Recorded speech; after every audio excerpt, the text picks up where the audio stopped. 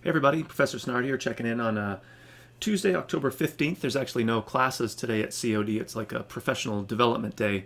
So I'm here on campus doing other kinds of meetings and stuff and wanted to catch up as best I could with our current work, which is just kind of wrapping up Unit 6, the main work for Unit 6, a little turnaround for replies, and then getting into an interesting poetry and sort of music unit here. So obviously transitioning away from our short fiction work that we've been doing and then into poetry, and then we kind of wrap up our class with looking at some dramatic writing or stuff from plays. So let me jump into Unit 6 here, which has us thinking about poetic forms. One very common one being the sonnet here. You probably all heard of sonnets before, probably read a few. Some, like this How Do I Love Thee poem, quite famous. A lot of people don't even realize it's a sonnet. So sometimes sonnets are very obvious, especially if we're reading like Shakespeare. We kind of know that he's famous for that, and we can maybe see or sense or hear that formal device going on, kind of following the rules. But then a lot of these other ones, especially say the more contemporary one, for example, or this one, we don't even necessarily recognize that there's a form going on and that the poet is following basic rules. So speaking of rules, again, interesting to look at, like it or not, right? It's more an exercise in just recognizing the sonnet form, having to do with like the rhyme scheme pattern, the fact that it's 14 lines total, and then the iambic pentameter, which is explained at length in the video formats or the video here. So I'm not going to kind of revisit all of that, but just jumping ahead to our assignment, right? Writing a sonnet sounds actually much easier than it is, in fact, to do.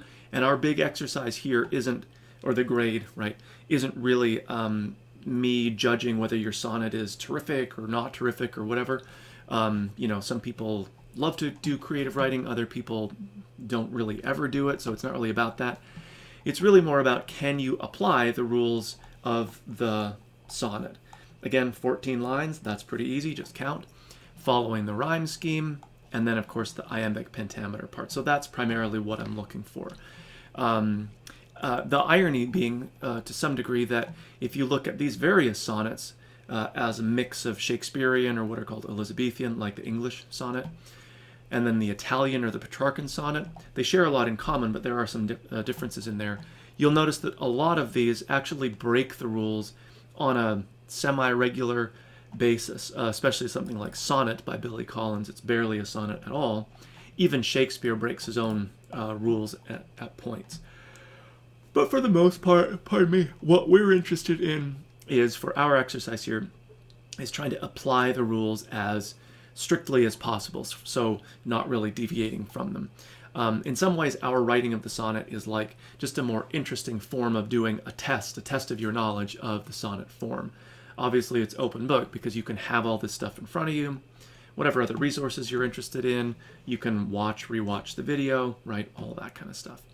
So we're going to do a little sonnet writing here as a way of testing our knowledge of the form. Again, as usual, working in our portfolio space. If you write directly in, that's great. If you embed a Google Doc, that's, I think, useful too. Just make sure the doc is shared correctly so it shows up on your portfolio. You can get all creative by decorating the page with, you know, image, video, audio, whatever else you want to have going on there, colors and banners and that kind of jazz. But obviously I'm looking for that. Are you following the form of the sonnet? Doing your best too. Make sure that you comment on 2. So again, we have the usual main work due date, and then the reply coming up, I believe Thursday. And then in addition to that, I'm gonna ask you to investigate another poetic form. So this is, again, main work due for that Tuesday. Working in your portfolio space, really just investigating, researching a poetic form that is not a sonnet. Keeping in mind that something like free verse is not a form. It's a literary term, but it's not a form, so we need something with rules that have to be followed. Try to pick something that maybe people haven't done already, so we don't end up with a bunch of posts that all are about like the haiku, for example. So you want to do a little research, tell us about what the form is, what are the rules, provide a couple of examples of published or sort of like famous work in that form, not just random stuff you find on the web.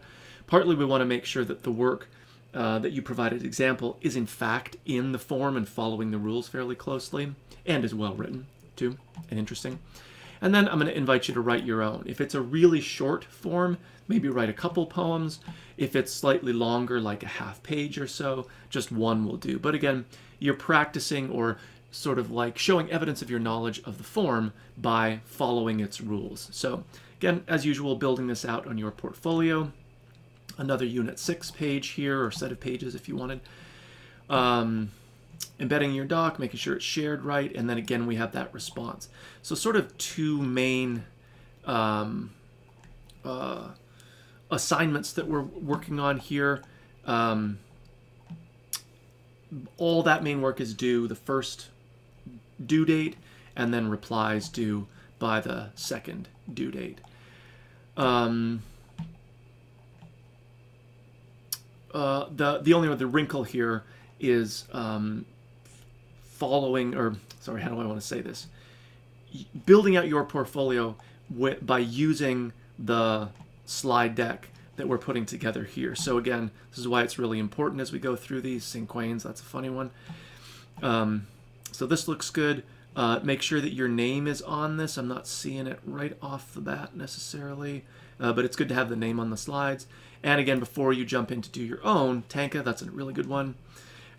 Making sure that you kind of glance through to see what have other people done, and so you're not repeating that if possible.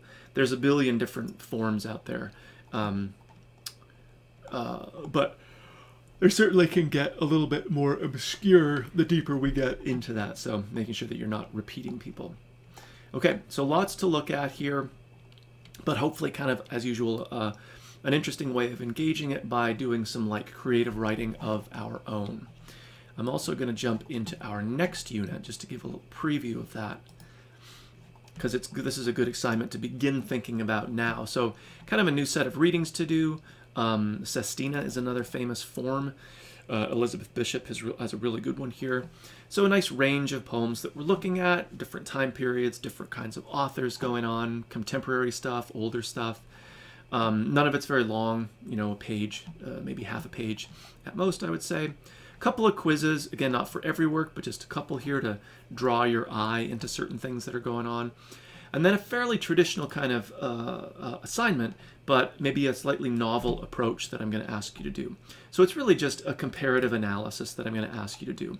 You're going to take one of the poems here, pick one that interests you. It can just be a personal opinion, right? It doesn't have to be grounded in some super intellectual reason. It just sort of resonates with you. And then compare that work to a piece of music that you're familiar with. And make it one that you're familiar with, that you actually like. Don't just kind of like Google an answer to the question. Do it that's something that's based on your actual personal interests. So think about the comparison. Think about what makes these things similar.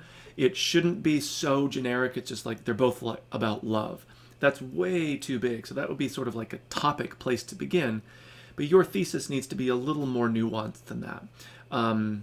Somewhere above the level of they share like similar words in common. That's a little too granular, but not something so big that it's just a one humongous theme. So somewhere in that middle ground, that something that connects these two pieces together. It could be thematic. It could be not just individual words, but like word choice or almost like style. Maybe there's a rhythm to it that you feel is similar, or maybe it's a mix of all of those things, together.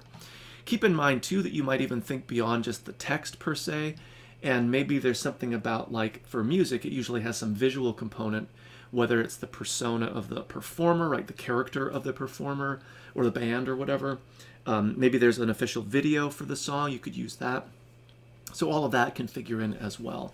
Just make sure that if you use video stuff, it's like the actual official video for the song, not just some thing that somebody made and posted to YouTube or whatever, sort of outside of what the original creator would have intended or produced him or herself, right? So pretty traditional approach, just comparative analysis. But instead of just writing an essay, I'm going to ask you to record a video essay. That means you're recording either yourself just talking into a webcam, or a little bit more useful and maybe more creative, especially if you don't want to be right on the camera, is just doing what I'm doing here, talking so that it's recording audio, right? But what you're showing on the screen could be some creative thing that you've set up to really help with the comparative analysis that you're doing. So that could be text on the screen, it could be visual stuff, it could be whatever you want it to be. My point is that it should be like helpful and meaningful, not just kind of like random whatever up there or just blank space. That's not very interesting. So there's two reasons that we're doing it this way and not just more of the traditional essay. The first is, honestly, it's just fun to like see people and hear people. We don't have that classroom dynamic, so it's just kind of cool to have that more human personal interaction as part of our online course. But the more pedagogical or sort of like teaching reason that I'm doing it is that I don't expect you, nor do I want you, to feel obliged to like write a whole essay, right, that you would be doing here and just reading it into the screen or into the microphone. It'll sound just a little bit too robotic and not what we're going for. By the same token, I don't want you to just come into this cold and kind of have it feel like you're just inventing things off the top of your head, or you're trying to include quotes, but you don't really remember which quote you're trying to find and include, and you're sort of paraphrasing but not being very effective. So you do want like a basic outline for yourself, and again, that's a good thing to have on the screen because it helps you, but it also helps us as well. The goal, though, is that you're sort of talking to us in a more conversational form than just like reading a fully written essay. So the idea is that in knowing your subject well enough, your comparison, you're able to have almost like a conversation with us, like you were teaching in a class almost. It's not entirely scripted. You have a basic idea of the points that you want to make and some of the evidence from the texts, both the song and the poem, so actually quotation that you're going to build in. But it's not a fully scripted thing that you're just reading to us.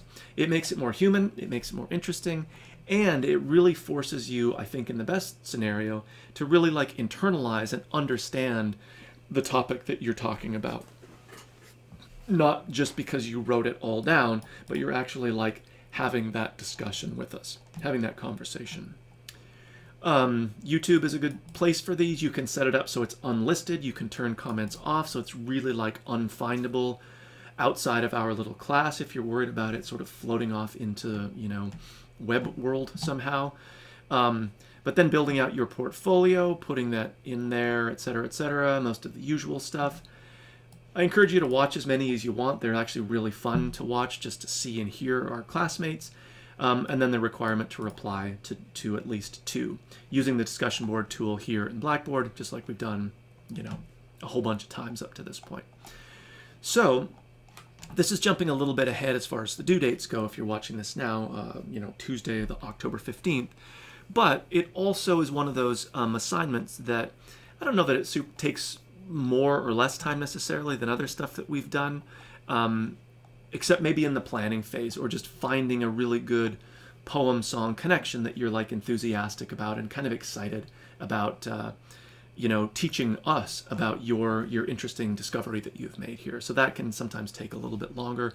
So good to be maybe mulling that over now. Again, the readings here, relatively short. You could do these in 10 to 15 minutes probably, and at least it's there in your brain to start thinking about some possible connections. Okay.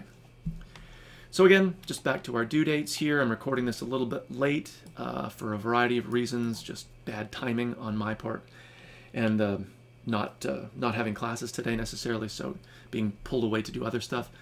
So we have our Unit 6 due Tuesday the 15th, replies, and then I'm encouraging you to maybe start thinking early about your comparison here so that you really hit on something that you're enthusiastic about, okay? As always, if you have any questions or concerns, be in touch with me, and it probably doesn't feel like it right now as we're mid-October, but especially once you figure Thanksgiving's in there, there's like literally just a week of school because Thanksgiving's so late. We're really making good progress through our class, and the term will be over before you know it, so hang in there. Be in touch with any questions, concerns, and I'll check in with everybody soon.